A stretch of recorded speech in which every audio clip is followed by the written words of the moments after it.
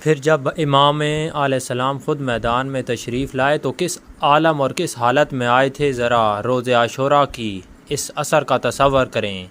جس کی ظہر تک متعدد اصحاب جان نثار موجود تھے، جن کے ساتھ آپ علیہ السلام نے نماز بھی ادا فرمائی۔ صبح سے لے کر اب تک بڑی زحمت اٹھا چکے ہیں، ہر صحابی کی لاش خیمہ شہداء تک اٹھا کے لے گئے ہیں۔ سب انصار جان نثار کی شہادت کے موقع پر ان کے سرہانے پہنچے ہیں اور خود رنج و اندوہ کا شکار ہیں، لیکن اسی صد پارہ دل کے ساتھ اپنی رنجور جگر افگار اہل بیت کو بھی تسلی دے رہے ہیں۔ اپنے جگر گوشوں کی لاشیں در خیمہ تک خود اٹھا کے لاتے رہے ہیں، اتنی مشقیں برداشت کر چکے ہیں کہ خدا ہی بہتر جانتا ہے۔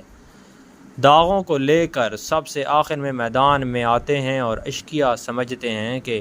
ان حالات میں آپ علیہ السلام کو زیر کر لینا کیا مشکل ہوگا، لیکن حملہ آوروں کے پرے جب گاجر مولی کی طرح شیر خدا کے شیر کی تلوار سے کٹنے شروع ہوتے ہیں تو عمر ساتھ پکارتا ہے، بزدلو جانتے ہو کس کے مقابلے میں آ گئے ہو، یہ عرب کے عظیم ترین شمشیر زن شاہ سوار علی ابن ابی طالب کے لخت جگر ہیں۔ خدا کی قسم اس کے بدن میں علی علیہ السلام کی روح کا کارفرما ہے، اس سے جنگ کرنا تمہارے بس کا روگ نہیں ہے۔ کیا یہ شکست کی واضح علامت نہیں ہے؟ بھرپور 30,000 مسلح جنگجو ایک تنہا مصائب و آلام میں مبتلا، دلریش تھکے ہارے بھوکے پیاسے پردیسی کے سامنے ایسے بھاگے جیسے بھیڑیے سے بھاگتی ہیں، تو شجاعت و مردانگی میدانی جنگ کے حوالے سے بھی شکست کسے ہوئی؟ امام علیہ السلام کے خطبے۔ نہ صرف یہ کہ لشکر یزید امام علیہ السلام کے شمشیر بے ایمان کی تاب نہ لا سکا، بلکہ آپ کی گفتگو کے سامنے بھی نہ جم سکا۔ آپ نے روز عاشوراء کو چند خطبے ارشاد فرمائے، عربی کے ادب کے متفقہ طور پر فن خطابت کے عظیم ترین شاہکار شمار ہوتے ہیں۔ اہل سخن خوب جانتے تھے کہ کلام کے انتہائی مؤثر ہونے کے لیے یہ لازمی ہے کہ متکلم موقع کی مناسبت سے ایک خاص کیفیت میں ہو۔ عام حالت میں انسان اعلیٰ معیار کی اثر انگیز اور تاثر خیز گفتگو نہیں کر سکتا، اس کے لیے لازمی ہے کہ اس کی روح ایک خاص کیفیت میں ہو جس میں تاثیر کی جملہ شرائط بدرجہ موجود ہوں۔ مثلاً اگر وہ مرثیہ کہنا چاہتا ہے تو ضروری ہے کہ اس کا ذہن پوری طرح سے موضوع مرثیہ کے دردناکی کے ساتھ ہم آہنگ ہو اور اس کا دل سوز درد میں ڈوبا ہوا ہو۔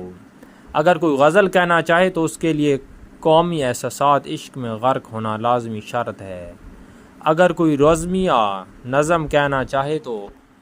شجاعت مردانی کے لیے حقیقی شعور اور احساس کی اس میں صلاحیت بہت ضروری ہے۔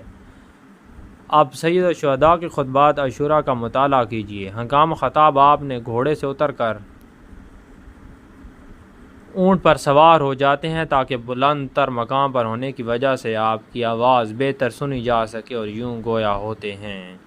یہ خطبہ فصاحت و بلاغت میں 100% امیر المومنین حضرت علی علیہ السلام کے خطبہ جلیلہ کا نمونہ ہے۔ اس حقیقت سے قطع نظر کر کے بھی دیکھیں تو اس سے شعری اور مؤثر تر کلام عربی ادب میں موجود نہیں۔ آپ نے صرف 1-2 باری خطاب فرمایا، لیکن اس سے عمر بن سعد کی جان پر بن آئی اور وہ ایسا حواس باختہ اور خوفزدہ ہوا کہ گورنری کا سرکاری وعدے اس کی نظروں میں سراب بن گئے اور اپنا مستقبل اسے اپنے اعمال سے بھی زیادہ سیاہ تاریک نظر آنے لگا۔ اسے یہ جان لیوا اندیشہ لاحق ہو گیا کہ امام کے خطبے کے اثر سے اس کے سپاہی باغی ہو جائیں گے۔ دوسری بار جب پھر امام نے خطبہ شروع فرمایا تو نام مردی کی انتہا دیکھیے اور اندازہ کیجیے کہ وہ لوگ روحانی طور پر کتنے شکست خوردہ ہو چکے تھے۔ عمر بن سعد نے امام علیہ السلام کے خطبے پر چیختے اور شور مچانے کا حکم دیا تاکہ وہ لوگ حسین علیہ السلام کی آواز سن نہ سکیں۔ کیا یہ شکست کی واضح علامت نہیں ہے؟ مکمل طور پر شخص فاش کیا یہی علامت فتح امام علیہ السلام کی بھی نہیں ہے؟ کیا ہمیں اس سے یہ سبق نہیں لینا چاہیے کہ اگر انسان صاحب ایمان ہو اور توحید پر یقین رکھتا ہو اور آخرت پر اس کا عقیدہ پختہ ہو اور نفس مطمئنہ رکھتا ہو تو تنہا ہزار کے سپاہ اشرار کو روحانی اور اخلاقی جسمانی ہر مواد پر شکست دے سکتا ہے۔ اس عظیم انسان کی مثال دنیا میں کہاں موجود ہے؟ کون شخص عظمت انسانیت کے اس معیار پر پورا اتر سکتا ہے کہ حسین علیہ السلام کے خطبے میں جیسا ایک جملہ ہی ادا کر سکے، یا کربلا کے عظیم و دل افگار خاتون جناب زینب ہی کے خطبے جیسا ایک جملہ بول سکے؟ یہ مدرسہ کربلا کے درس ہیں اور عزائے حسین کو زندہ رکھنے کی تاکید کا حقیقی مقصد اور ان تعلیمات کو سمجھنا اور ان پر عمل کرنا ہے تاکہ حسین علیہ السلام کی عظمت کا اندازہ ہو سکے، تاکہ عزائے حسین علیہ السلام میں ہونے والے اشک ریزی اور پورے شعور پوری معرفت سے حسین کی یہ معرفت آپ کے قلب ضمیر کو، آپ کی انسانیت کو جلا دے گی، آپ کو ذہنی غلام سے نجات دے کر نہ صرف حق گور آزاد انسان بلکہ سچا مسلمان بنائے گی۔ مکتب حسین انسان سازی کا مکتب ہے، گناہگار سازی کا نہیں۔ حسین کا محاذ عمل صالح کا محاذ ہے، گناہ کا نہیں۔ بس عزائے حسین کو زندہ رکھنے کی ضرورت میں یہی فلسفہ کارفرما ہے۔ کسی بھی کڑی سے کڑی آزمائش کے سامنے افراد امت اسلامیہ کا اعتماد نفس متزلزل نہ ہو۔ غور کریں کہ آپ پر مصائب و آلام کے کون کون سے کوہ گراں نہیں ٹوٹے، کون کون سے دکھ درد آپ دوچار نہیں ہوئے، کس کس ابتلاء کا آپ نے مقابلہ نہیں کیا اور کون کون سے بڑے داغ آپ نے اپنے دل پر زد پارہ نہیں لیے۔ لیکن کیا آپ کے پائے صبر و ثبات اور عزم و استقلال میں ذرا بھی کوئی لغزش، تزلزل یا محال واقعہ نہیں ہوا؟ کیا آپ علیہ السلام ان انتہائی کڑی آزمائش پر انتہائی خوبی اور خوش اسلوبی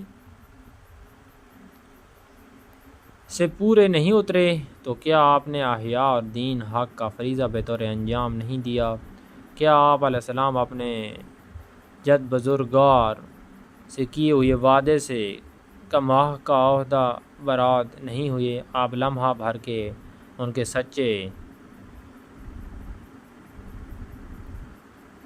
کی پیروی تو کرو کہ توحید آخرت پر ایمان قوت کا مشاہدہ تو کیجیے،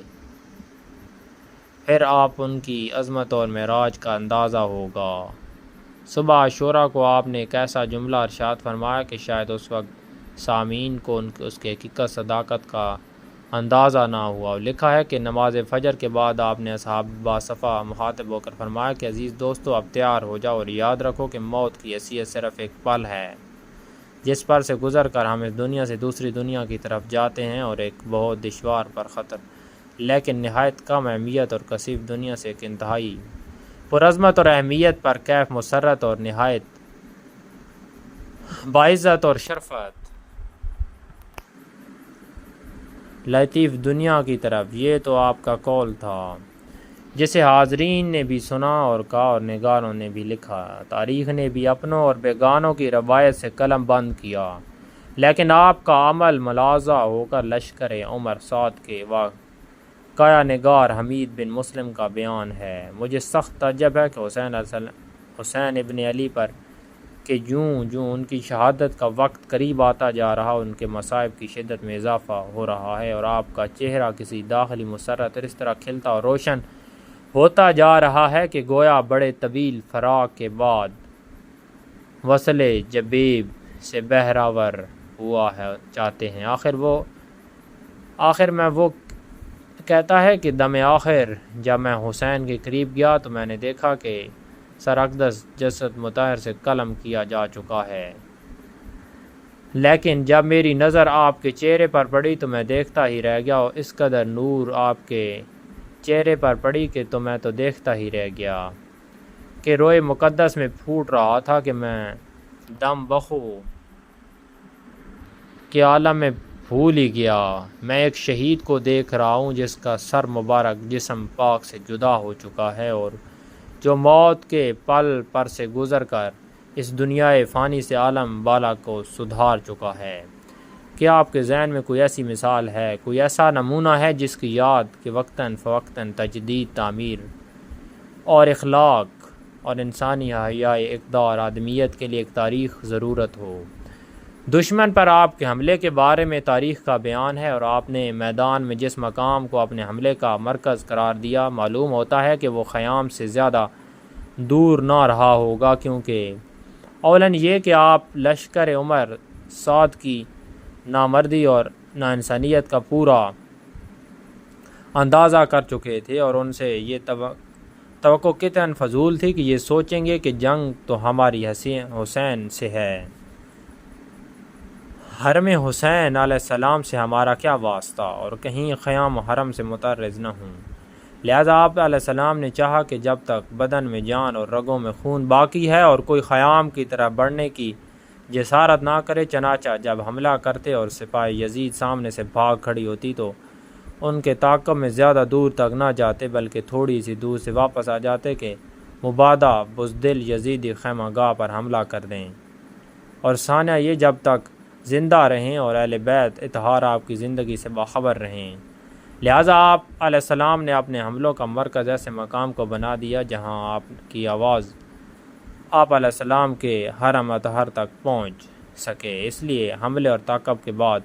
جب واپس تشریف لاتے تو فرماتے کہ جس سے اہل بیت کو معلوم ہو جاتا کہ آپ ہنوز زندہ ہیں، اور آپ علیہ السلام نے انہیں تاکید کی ہوئی تھی کہ جب تک آپ علیہ السلام زندہ ہیں وہ خیموں سے باہر نہ آئیں۔ ان باتوں پر یقین نہ کریں کہ حرم پاک بے قرار ہو کر بار بار خیموں سے باہر نکل آتے تھے، ہرگز ایسا نہ تھا، کیونکہ امام علیہ السلام کے حکم عدولی کا نہ کوئی جواز تھا اور نہ امکان۔ حرم جب امام کی صدائے لاحول سنتے تھے تو انہیں تسکین سی ہو جاتی تھی کہ آپ زندہ ہیں، اور حتیٰ کہ آپ ایک دو بار کے بعد بھی خبرگیری کے لیے تشریف لائے، اور اس لیے شہادت واقع ہو جانے کے بعد بھی حرم آپ السلام کے انتظار میں رہے۔ عربی گھوڑوں کو خاص جنگی تربیت دی جاتی تھی، اور گھوڑا بہت سدھایا جا سکنے والا جانور ہے۔ میدان جنگ میں جب سوار قتل ہو جاتا تو اس کا گھوڑا شدید رد عمل کا مظاہرہ کرتا تھا، اور اہل بیت اطہار در خیمہ سے منتظر کھڑے تھے، شاید امام ابھی زندہ ہیں اور شاید ان کی آواز سنائی دے، شاید وہ ایک بار پھر خدائے حافظی کے لیے تشریف لائیں اور اس طرح ان کی زیارت نصیب ہو جائے۔ جب گھوڑے کی